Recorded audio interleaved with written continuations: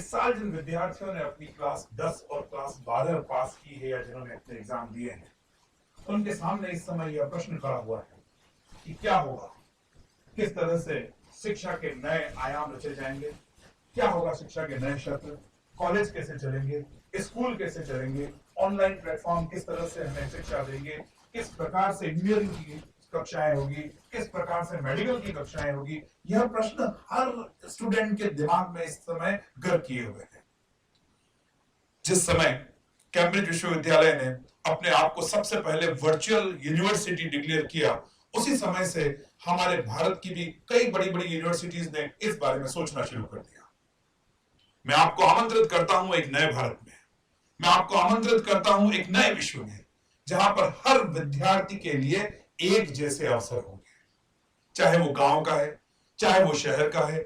अगर उसके अंदर सपना है, अगर उसके अंदर सपने को देखने का सामर्थ्य है, तो यह वो वर्ष है 2020-2021 जिसमें वह अपने सपने को साकार कर सकता। मित्रों, जब हम बात करते हैं कि क्या होगा कोविड के बाद, तो सबसे पहले हमारे दिमाग में एक ही चीज आती है कि क्या हम जिंदा रहेंगे। आप निश्चिंत रहिए, कोई बहुत बड़ी बात नहीं है। इसके पहले भी बहुत बड़ी बड़ी महामारी आई है और पूरे विश्व ने उन सबसे सर्वाइव किया है और रिकवर किया है। भारत तो वैसे भी विश्व गुरु है, और जैसा हम जानते हैं कि भारत हमेशा इन सारी चीजों से बहुत शक्ति से लड़ा है और सबसे आगे बढ़ा है। मैं आपको विश्वास दिलाना चाहता हूं कि 2021 का भारत कुछ अलग ही पैमाने के साथ होगा, जहां पर जापान, जहां पर चाइना, जहां पर अमेरिका अपने बूढ़ों के साथ रो रहे हैं, भारत वो है जो युवाओं के साथ खड़ा हुआ है। हमारी शक्ति को लोगों ने देखा है, हमारे सामर्थ्य को लोगों ने देखा है, हमारी इच्छा शक्ति को लोगों ने देखा है, हमारे को आत्मनिर्भर बनने का जो हौसला हमारे प्रधानमंत्री ने दिया है वो भी हमने देखा है। जरूरत इस बात की है कि हम सोच समझकर कोई निर्णय लें। अब तक जिस प्रकार से हम चले आ रहे थे, जो हमारे पिताजी ने कह दिया, चलो तुम कर लो बीकॉम, चलो तुम कर लो बीसीए, चलो तुम कर लो बीबीए, इससे दूर हटकर मेरे कक्षा 10 और कक्षा 12 के विद्यार्थियों को सोचना। मैं कक्षा 10 को विशेष रूप से आमंत्रित करना चाहता हूँ। जिस प्रकार का नारा हमारे प्रधानमंत्री दे रहे हैं तथा हमारी सरकार जिस प्रकार से कार्य कर रही है, मुझे लगता है कि 10वीं के बाद लोगों को कार्यकुशल होने के बारे में सोचना, और कम से कम एक विधा ऐसी तैयार करनी पड़ेगी कि जिससे वो खुद आत्मनिर्भर बन सके। गांव गांव के जो बच्चे हैं, मेरे करोड़ों अरबों बच्चे जो मेरे हमारे यहाँ पर हैं, उन सबको हमें यह चीज को ध्यान दिलाना पड़ेगा कि तुम्हें आत्मनिर्भर बनना है, तुम्हें काम करना है।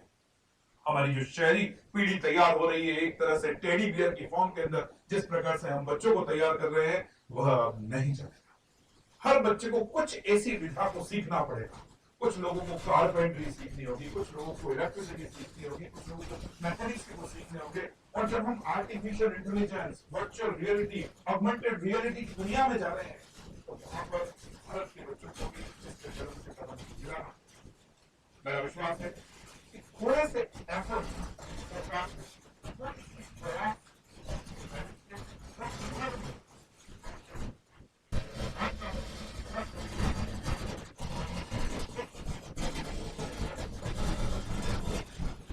जापान बुला रहा है भारतीयों को, हमारे यहाँ आइए, काम करिए, क्योंकि हमारे यहाँ पर बूढ़ों की पॉपुलेशन है, हमारे यहाँ पर जवानों की पॉपुलेशन नहीं।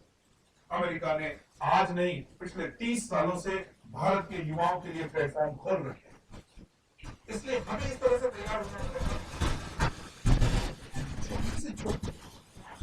अच्छी कर सकते हैं। मैं यहाँ पर आपको बहुत अच्छी चीज बताना चाहता हूँ दरअसल इसमें से, कि हमारे को चाइना के पैटर्न पर चलना पड़ेगा।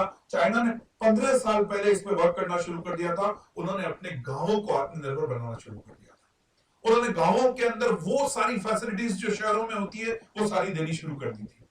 हमें भी इसी प्रकार से सोचना पड़ेगा। हमें गांवों से शहरों की ओर पलायन नहीं करना है। इस साल जो हमने देखा कि हम बोली बिस्तर कर इधर से उधर दौड़ रहे थे, हमें इस परंपरा को रोकना पड़ेगा। आपको कुछ नए कोर्सेज के बारे में सोचना पड़ेगा। 10वीं के बाद में जिस प्रकार के जो कोर्सेज जो आपको रोजगार दिला सके, जो आपको आत्मनिर्भर बना सके, जो आपके अंदर एक विश्वास पैदा कर सके, जो आपके परिवार का पालन कर सके, सबसे पहले आपको उस तरह के कोर्स के बारे में सोचना पड़ेगा। मैं यहाँ विशेष रूप से आपको बताना चाहता हूं डिप्लोमा कोर्सेज के बारे में। ये डिप्लोमा कोर्सेज जब एक बच्चा 3 साल के अंदर 10वीं के पश्चात डिप्लोमा कर बाहर निकलता है तो उसके पास में सारे रास्ते खुले हुए होते हैं। सबसे पहला, जैसे ही उसने 3 साल का कोर्स किया वो 12वीं के समकक्ष हो गया। 12वीं का समकक्ष होने का फायदा ये हुआ, अब वो पटवारी में भी हो सकता है, अब वो किसी में बीएससी करना चाहे, बीकॉम करना चाहे, बीए करना चाहे, बीबीएम करना चाहे, हर एक के लिए वो काबिल है। तो सबसे पहले 3 साल के अंदर उसने, चाहे उसने मैकेनिकल में किया, चाहे इलेक्ट्रिकल में किया, चाहे कंप्यूटर में किया, उसने अपने आप को आत्मनिर्भर बना लिया कि अब मैं भूखा तो नहीं बनूंगा। अब अगर आप में ताकत है, आप आईएएस की तैयारी करें, आप आरएएस की तैयारी करें, आप इंजीनियरिंग करें, इंजीनियरिंग में सीधे दूसरे साल के अंदर चले जाएंगे। आप चाहें कि मेरे को बीए में जाना है, मेरे को बीकॉम में जाना है, हर कॉलेज आपके लिए रास्ते खोल देता है इसके अंदर। इसके साथ ही मैं आपको एक चीज और बताना चाहूंगा, भारत सरकार जिस प्रकार से जो हमारे पास में आर्थिक पैकेज डिक्लेयर कर रही है, उसमें उन्होंने विशेष प्रावधान रखा है कि अगर कोई अपना लघु रोजगार लगाना चाहता है तो भारत सरकार उसमें पूरा उसका सहयोग देगी। सोचिए आप, हमारे गांव के अंदर क्यों ना हम एक छोटी सी फैक्ट्री लगा दें, बहुत सिंपल सी, एक कील बनाने की फैक्ट्री, छोटी सी फैक्ट्री, एक कील बनाने की, क्यों नहीं लगा सकते हैं हम? हो सकता है एक लकड़ी का उद्योग है, उस लकड़ी के उद्योग में छोटे छोटे से जो पार्ट्स होते हैं, क्या हम नहीं लगा सकते हैं वो? आप सोचिए, इतनी छोटी छोटी सी चीजें। अब कंप्यूटर के लिए क्या जरूरी है कि हम शहरों के अंदर आए? अगर हम अपने गांव से ही बैठकर अगर हम ऑनलाइन ट्रांजेक्शन कर रहे हैं, हम ऑनलाइन बिजनेस कर रहे हैं, तो कौन आपको मना कर रहा है? आज की तारीख में जब सारे के सारे पिछले 75 दिन 76 दिन के लॉकडाउन ने सिखा दिया कि हमारे यहां पर दुनिया में होने वाले काम कम से कम 60 से 70% अपने घर में बैठ के ही हो सकते हैं, तो क्यों ना हम इसी चीज को अपनी शक्ति बना लें। मैं आपका आमंत्रित करता हूं इस चीज के लिए कि आप नई सोच के साथ आए, भूल जाए उस चीज को कि जहां 11वीं 12वीं में स्कूलों के लिए दौड़ना है। अरे नहीं दौड़ना है, सोचो आप एक बार, 3 साल को आप अगर प्रॉपरली यूटिलाइज करते हैं, 3 साल को अगर आप अपने फ्यूचर को बनाने के लिए और फ्यूचर की नींव का निर्माण करने के लिए अगर रख देते हैं, तो मैं इस बात के लिए गारंटी ले सकता हूं कि जब आप अगले 3 साल बाद में आएंगे तो उन लोगों से बहुत आगे होंगे जो उस समय दौड़ने के बारे में सोच रहे होंगे। इसमें एक चीज और होगी, आप मजबूत बन जाएंगे। स्पेशली मैं गांव के बच्चों को, बार बार मैं गांव के बच्चों की बात इसलिए कर रहा हूं क्योंकि सबसे ज्यादा दौड़ भाग अगर हुई, सबसे ज्यादा वो परेशान अगर हुए, तो वो हमारे गांव के लोग थे। कभी हम बेंगलोर जा रहे हैं, कभी हम पूना जा रहे हैं, कभी हम दिल्ली जा रहे हैं, कभी हम यूपी जा रहे हैं, कभी यूपी वाले बॉम्बे में आ रहे हैं, कभी बॉम्बे वाले दिल्ली में आ रहे हैं।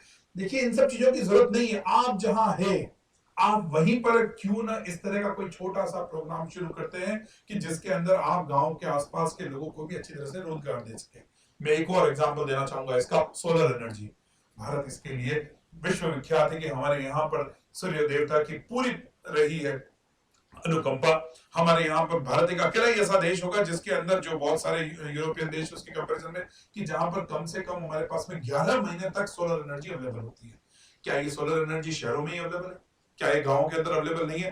राजस्थान सरकार ने बहुत अच्छा स्टेप लिया, और अगर आप कभी बाड़मेर, बीकानेर की तरफ जाएंगे तो आपको लगेगा कि सोलर के खेत बना दिए गए हैं। हम इसी सोलर एनर्जी को वहीं पर ही क्यों ना कारखाना बनाकर वहां पर ही प्रोडक्शन, उत्पादन शुरू कर दिया जाए। तो इस प्रकार के छोटी छोटी सी सोच के साथ अगर आपने सोच लिया, तो मेरा पूरा विश्वास है कि जो हमारे प्रधानमंत्री का सपना है कि अब हम आत्मनिर्भर बनेंगे, पहली चीज, दूसरा हम मेक इन इंडिया होंगे, और तीसरी चीज जो पूरी दुनिया देख रही है इस समय भारत की तरफ कि क्या हम भारत में जाके प्रोडक्ट्स बना सकते हैं या प्रोडक्शन कर सकते हैं, उनको जो स्किल्ड लेबर की जरूरत होगी, 3 साल, आने वाले 3 साल इन सारी कंपनीज को स्किल्ड लेवल की जरूरत होगी। उस स्किल्ड लेबर के लिए आप लोग पूरी तरह से तैयार होंगे। इसके अलावा कई सारी ऐसी विधाएं हैं, जैसे माइनिंग इंजीनियरिंग। अब माइनिंग इंजीनियरिंग के अंदर कोई भी ऐसा पर्सन जिसके पास में डिप्लोमा होल्डर्स नहीं हो, वो माइनिंग इंजीनियरिंग कर ही नहीं सकता। चाहे वो ठेकेदार हो, उसको भी डिप्लोमा होल्डर की जरूरत है, और चाहे वो मालिक हो, उसको भी डिप्लोमा होल्डर की जरूरत है। माइनिंग के अंदर डिप्लोमा करना इस समय मैं आपको कहूंगा कि सबसे बुद्धिमत्तापूर्ण एक निर्णय होगा। आप कंप्यूटर में डिप्लोमा करें, आप माइनिंग में डिप्लोमा करें, आप मैकेनिकल में डिप्लोमा करें, आप इलेक्ट्रिकल में डिप्लोमा करें। आप पहले 10वीं अगर आपने की, और अगर आप देखिए इसमें बहुत स्पष्ट हूं मैं, अगर आप कभी 90% के 80% के हैं, बहुत ब्राइट स्टूडेंट है, और आपको लगता है कि आईआईटी हमारे लिए इंतजार कर रही है या हमारे लिए मेडिकल के साथ इंतजार कर रहे हैं, पहले जाइए। ये उन बच्चों की बात कर रहा हूं स्पेशली जो सबसे ज्यादा परेशान होते हैं, 50 से लेकर और 70% वाला जो क्राउड है, उसको तो ईमानदारी से सोचना चाहिए इस समय कि क्या ये जो फैसला है स्कूलों में जाकर बैठने का अगले 2 साल और हमारे खराब करने का, कोई फायदा होगा इससे? नहीं होगा इससे फायदा। फायदा कब होगा? जब आप सच में सोच लेंगे कि मेरे पिताजी को मेरी जरूरत है, मेरे गांव को मेरी जरूरत है, मेरे देश को मेरी जरूरत है और मेरे विश्व को मेरी जरूरत है। मैं आप सबका आह्वान करता हूं कि इस नई चीज से सोचना शुरू करें और जो ट्रेडिशनल कोर्सेज बने हुए हैं उन ट्रेडिशनल कोर्सेज से हटकर कोविड 19 के पश्चात क्या होगा विश्व, इस विश्व के अंदर सबसे ज्यादा जरूरत होगी कि कौन स्किल्ड है, चाहे वो दुबई है, चाहे वो अमेरिका है, चाहे वो चाइना है, चाहे वो जापान है, चाहे वो मलेशिया है। सबसे ज्यादा मांग अगर किसी की होने वाली है अगले 2 सालों में तो वो है हमारे भारत के स्किल्ड लेबर की। यहाँ लेबर वर्ड से ये नहीं समझना है कि हमारे को सिर्फ काम करना है। आप इस चीज का ध्यान रखिएगा, जब हमारे पास कोई विधा आ जाती है, जब हमारे पास में कोई स्पेशल स्किल आ जाती है तो हम अपने आप इतने कार्यकुशल हो जाते हैं कि दुनिया हमारे पीछे पीछे दौड़ना शुरू कर देती है। आज क्या बिना एसी के कोई सोच सकता है? और एक एसी को रिपेयर करने का कुल कितना खर्चा आता होगा? जब एक सिंपल सा आदमी आके खाली उसको साफ करके जाता है उसके 500 रुपए देने पड़ते हैं। ये सोच रखिए बस। अगर आपको थोड़ा सा भी अगर एसी का स्किल आ गई तो आप जाकर अपने सुबह और शाम के टाइम के अंदर भी अगर थोड़ा भी काम कर दिया तो आप बहुत सारी कमाई कर सकते हैं। कमाना बहुत आसान है, लेकिन इंपॉर्टेंट चीज इस चीज की है कि हम सोच समझ कर कोई निर्णय लें। बहुत बहुत धन्यवाद।